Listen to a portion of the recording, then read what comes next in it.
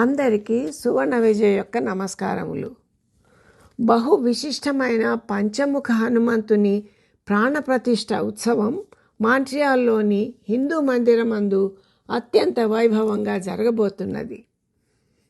ఈ 2025 సంవత్సరం జూలై 25, 26, 27 తేదీలలో జరగబోయే ఆంజనేయుని ప్రతిష్టాపన ఒక అపురూప అద్వితీయ అనుభవం. అసలు ప్రాణప్రతిష్ఠ అంటే ఏమిటో తెలుసుకుందాము. ప్రాణప్రతిష్ఠ అంటే ఒక విగ్రహంలోనికి జీవశక్తి ప్రవేశింపజేయుట. వైదిక పద్ధతులతో, పవిత్ర మంత్రాలతో, అధివాసములతో, విశేష పూజలతో ఈ ప్రక్రియ సాగనున్నది. అధివాసములు, పూజా ప్రక్రియలు గమనిస్తే ఒక శిశువు రూపం దిద్దుకొని జన్మించే విధానాన్ని పోలి ఉంటుంది. ఇవన్నీ ఏ విధంగా జరపబడతావో పరిశీలిద్దాం.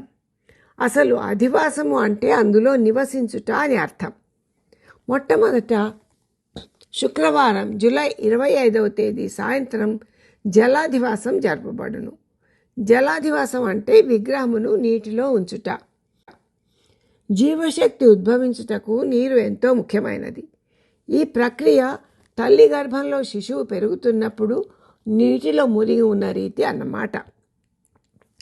ఆ తర్వాతది ధాన్యాధివాసం.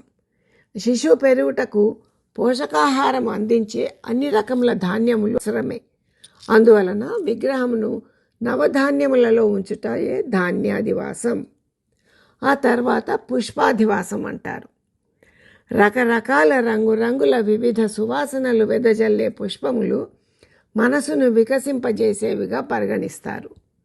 అందువల్ల మేధస్సు పెరుగుతుందని కూడా భావిస్తారు. ఈ విధంగా జలాధివాసం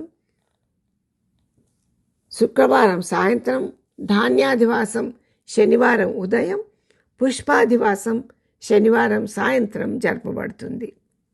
ఇక ఆ తర్వాత అతి ముఖ్యమైన ప్రక్రియ శిశు జననం. తల్లి గర్భంలో పెరిగిన తర్వాత ప్రసవ సమయం, అదే విగ్రహ స్థాపన సుముహూర్తం. ఆదివారం తెల్లవారుజామున శుభ బ్రాహ్మీ ముహూర్తంలో విగ్రహ ప్రతిష్టాపన జరగబోతుంది. ఈ కార్యక్రమంలో భాగంగా విగ్రహ పాదంకి పీఠం కింద ముందుగా మంత్రించిన యంత్రం, నవరత్నాలు, పంచలోహములు, నాణ్యములు, నవధాన్యములు మొదలైనవి పాదపీఠం కింద ఉంచి ఆ పైన విగ్రహం నిలపబడుతుంది. విగ్రహం నిలబెట్టగానే ప్రతిష్టాపన ముగిసినట్టు కాదు. అంతకుముందే విగ్రహం శక్తివంతమైన కనుదృష్టి సంతరించుకొనుటకు కనులకు గంతలు కట్టి పెడతారు. అవి విప్పే సమయం ఆదివారం హోమం అయిన తర్వాత పవిత్ర ముహూర్త సమయంలో ఒక అద్దం ఎదురుగా పెట్టి కంటికి గంటలు విప్పుతారు. ముందుగా విగ్రహం యొక్క దృష్టి ఆ అద్దం పైన పడి తన ప్రతిబింబం చూసుకున్నట్టుగా భావించి ఆ తర్వాత అద్దాన్ని తొలగిస్తారు. ఆ తర్వాత హోమ కలశాల్లోని పవిత్ర జలంతో అభిషేకం జరిపి విగ్రహాన్ని అలంకరిస్తారు. అటు పిమ్మట ఆ దివ్యమంగళ విగ్రహాన్ని భక్తులు సందర్శించవచ్చు.